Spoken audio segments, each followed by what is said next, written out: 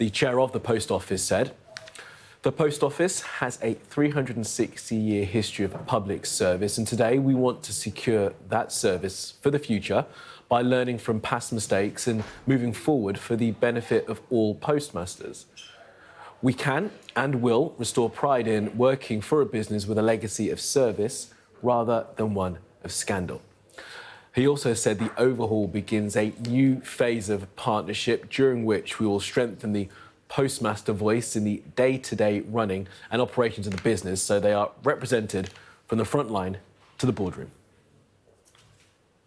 All right, let's bring in our business presenter, Darren McCaffrey, for more on this. Darren, morning to you. So that news confirmed then, broken last night, as I said, by Mark Kleinman. Why have they made this decision now at this point, of course, in the wake of that Horizon IT scandal?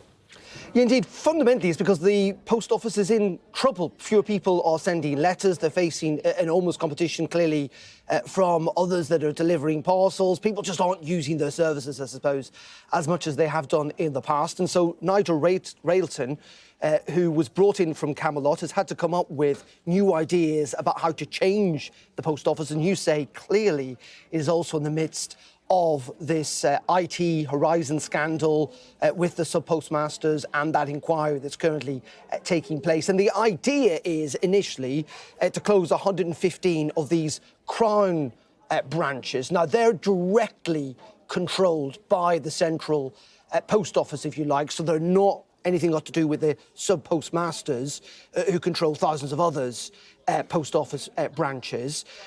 They're mainly in city centres and they're not profitable. So the post office is saying, essentially, we want to close those down. Now, that will result in job losses, clearly, and it will result in job losses at the central office, at the head office, if you like, of the post office. Now, the unions are unsurprisingly pretty angry about this morning, Kamali, particularly given the fact that the post office is marred in scandal and that we're just, 5-6 weeks out from Christmas. They think this is the wrong decision at the wrong time. Let's have a look at what the CWU, that's the Communication and Workers Union, is saying today. They say for a company to announce the closure of hundreds of post offices hot on the heels of the Horizon scandal is as tone deaf as it is immoral.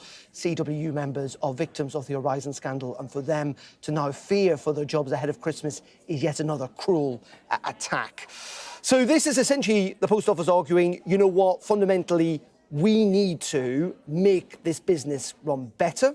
We need to get over these challenges. We need to change and adapt to customers' habits. But they're also looking at some more fundamental changes in all of this. And their argument today is that, yes, while they may well close these Crown branches, these directly controlled branches, they hope that lots of that businesses actually will go to the branches run by sub-postmasters, and that financially those sub-postmaster branches will actually financially gain from all of this. So they're arguing that, yes, there will be pain in the short term, but in the long term, that those sub-postmasters who've been caught up in this horrendous scandal, who argue that they've not been enumerated enough over the decades, will actually benefit from these changes in the long term. The government this morning are fundamentally arguing that they're going to look at this review.